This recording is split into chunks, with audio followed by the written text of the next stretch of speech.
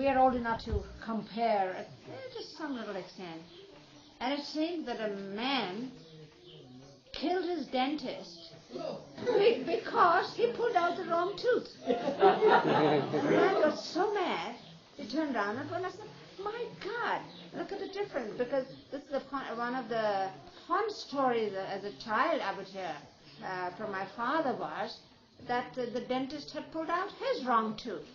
But whenever he would recall it, he would chuckle, and he'd always begin with, bless him, bless that dentist. And I said, look at the difference. So what happened was that my father had this tooth pain again.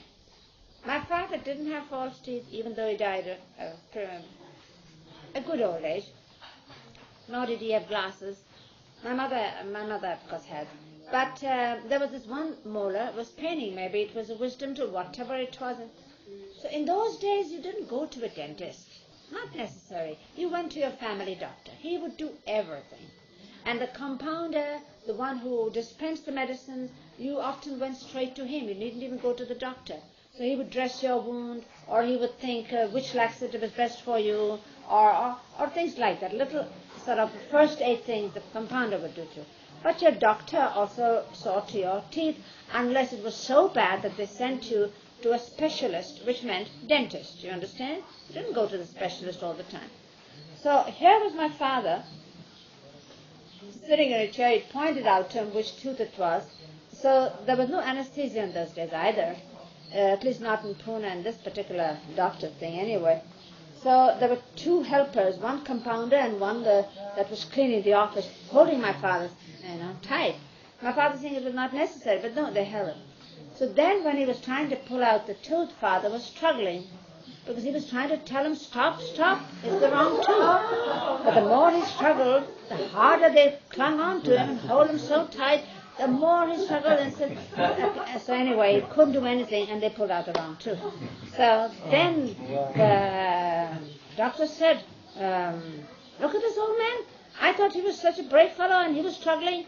He said, bless you, doctor, I was struggling because you pulled out the wrong tooth. Oh, the wrong tooth. So when he came home, he was chuckling and laughing. And yesterday, last night, when I read in the newspaper, I said, boy, what a difference. He just stabbed the dentist. Also, there's some difference between, I think, your father and maybe that man. Didn't your father get globalization or something?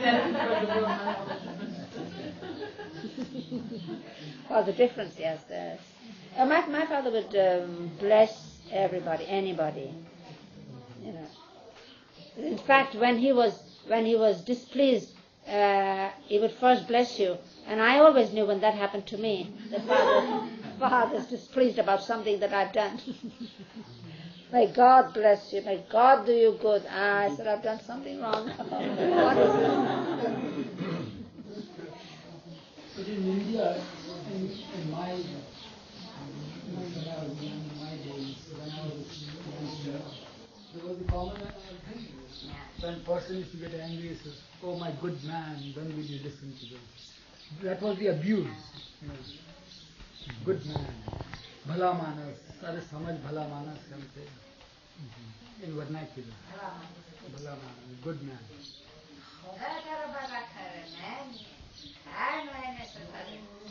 What has happened now, we don't know.